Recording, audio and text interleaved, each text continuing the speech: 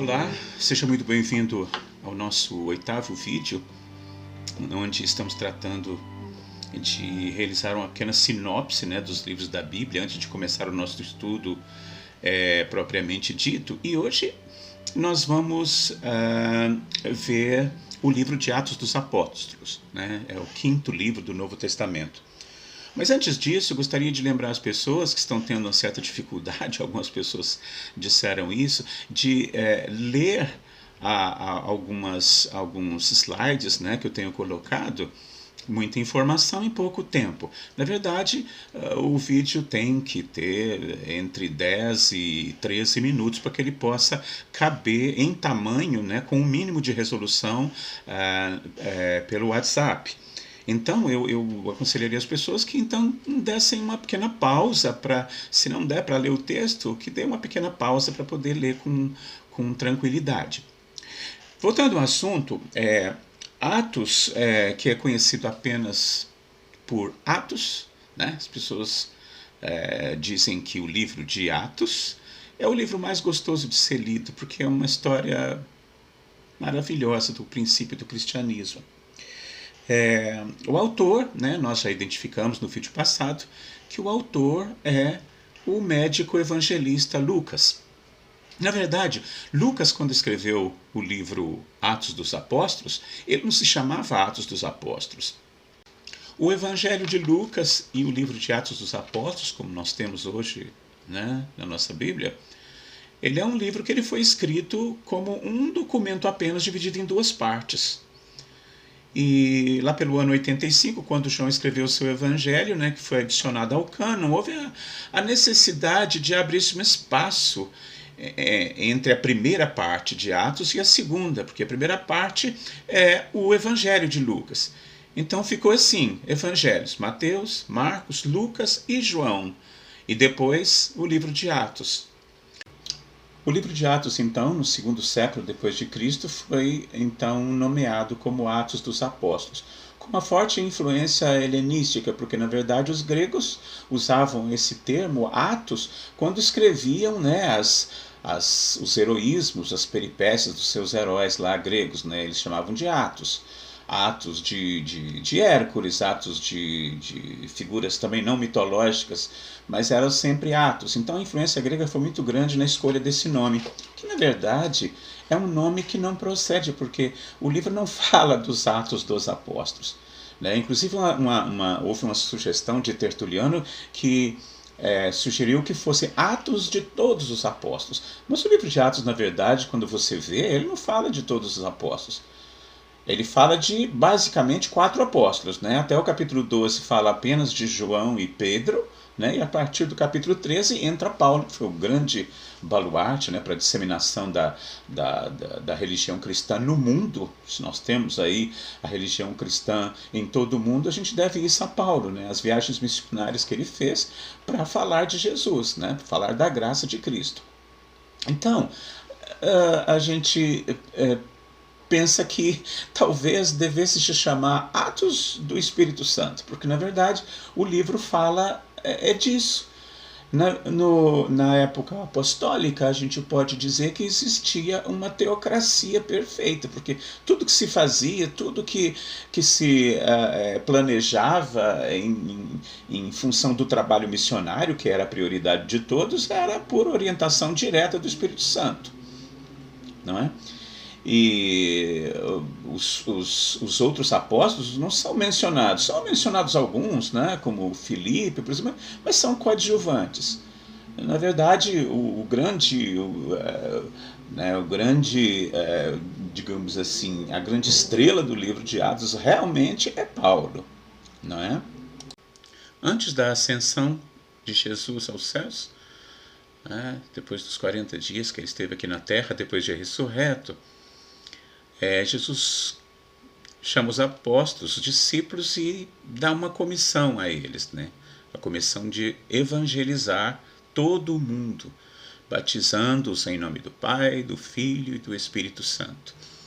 E Jesus coloca aqui, olha, em Atos 1:8, recebereis a virtude do Espírito Santo que há de vir sobre vós, e ser-me-eis testemunhas, tanto em Jerusalém, como em toda a Judéia e Samaria, até os confins da terra. Então, durante a festa de Pentecostes, né, Jesus já havia assunto aos céus, depois da partida de Jesus deste mundo. Então, no dia de Pentecostes, que era uma festa judaica, eles estavam reunidos num cenáculo lá, né, numa pequena sala, né, os discípulos, não só os apóstolos, os discípulos, porque os discípulos eram muitos, os apóstolos eram 12, mas os discípulos eram muitos discípulos que Jesus tinha. Estavam todos reunidos, orando, e de repente a sala estremeceu. Isso é um relato que acho que todo mundo conhece, né? A sala estremeceu e o Espírito Santo desceu como línguas de fogo sobre todos os apóstolos e os capacitou, né? Principalmente, né, naquela ocasião em que eles recebiam visitas de todo o mundo, né, existiam, segundo o livro de Atos, pessoas que representavam 16 nações, cada uma falando uma língua distinta, né, então o Espírito Santo os capacitou, dando a eles um dom, que era o dom de falar em outras línguas, sem as haver aprendido. Né? Eles eram homens rudes. Mas não só isso, se você vê o primeiro discurso de Pedro, só o discurso de Pedro, mais de 2.000 pessoas foram convertidas com um discurso, com uma retórica que não era de um pescador. Ali, João já não era mais o filho do trovão, aquele indivíduo intempestivo, mas ele era uma pessoa branda e com uma capacidade argumentativa que nenhuma pessoa com a formação simples que ele tinha conseguiria. Então, o Espírito Santo, a partir daquele momento, passa a agir e os apóstolos, os discípulos começam a trabalhar e a igreja vai crescendo e o Espírito Santo é que ditava as ações e também o comportamento da igreja, né? O Espírito Santo, assim que as pessoas iam se convertendo, elas ficavam cheias do Espírito Santo e já imediatamente né, aderiam à obra de divulgação do Evangelho e da graça de Jesus. Vamos ver agora alguns assuntos de que trata Atos dos Apóstolos. Atos dos Apóstolos, como eu disse, é um livro muito, muito gostoso de ler. De uma tacada você lê o livro todo porque é muito interessante. Uma das primeiras... primeiro, Atos narra a ascensão de Jesus, né? E depois ele fala da escolha de Matias para substituir Judas, né? O fato é que os discípulos, os apóstolos se reuniram para lançarem sorte, né? Primeiro pediram a Deus em oração que indicasse o apóstolo que ia substituir, e a sorte caiu sobre Matias. E Matias foi escolhido apóstolo no lugar de Judas. Depois da descida do Espírito Santo, do discurso de Pedro, das primeiras conversões, tem um caso interessante, né, da cura de um coxo, realizada por Pedro e João, que iam entrando no templo, né? E eles fizeram esse milagre em nome de Jesus, né? Depois a gente tem um relato de como era a comunidade, que todos comiam juntos, em muita amizade, muita alegria, e que os bens de todo mundo era comum, é a única experiência realmente, né, socialista que funcionou, né, porque eles pegavam todos os seus bens, vendiam e entregavam, né, os seus bens, e esses bens eram redistribuídos, né, e cuidava-se dos órfãos, das viúvas, e não existia ninguém que de mau grado oferecesse os seus bens para serem redistribuídos, né, menos um caso que é Ananias e Safira, um caso horrível, que eles venderam a propriedade e retiveram parte dela, entregaram só uma parte e mentiram aos apóstolos que aquilo era tudo que eles tinham. Então é um caso que a gente lê o livro de Atos e vê uma punição exemplar desse casal, que às vezes parece muito desproporcional ao ato da mentira, mas acontece que eles estavam mentindo não aos homens, eles estavam mentindo a Deus, não é?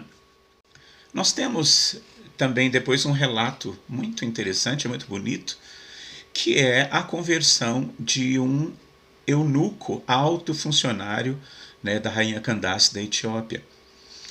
O Espírito Santo arrebatou Filipe até o deserto, onde estava passando uma carruagem, né? E o Espírito disse a Filipe para se aproximar da carruagem. Filipe então foi, e dentro da carruagem ia o eunuco lendo o livro de Isaías, né? Estudando a Bíblia como nós, né? Só que ele disse a Filipe, esta pessoa que o profeta fala, ele fala de si mesmo ou de outra pessoa? E convidou Filipe para entrar na carruagem, né? E Filipe então esclareceu a ele de quem se tratava, né? Falou de Jesus, levou a mensagem, levou o evangelho até ele, e ele ficou tão impressionado que ele quis imediatamente ser batizado. Exatamente no momento em que eles passavam, né, próximo de um rio, né, aqui há muita água, eu posso ser batizado? Filipe, é lícito se você crê, né? Então aí é um relato que começa a definir o caráter universal do Evangelho, né? O Evangelho começa a ser levado a outras partes do mundo, né? Através deste eunuco. Por exemplo, o Evangelho certamente chegou até a Etiópia. Nós vamos encerrar por hora o nosso estudo, porque o vídeo já está ficando longo, mas a gente vai voltar no 9º vídeo com o restante do livro de Atos e as cartas, né? E o Apocalipse.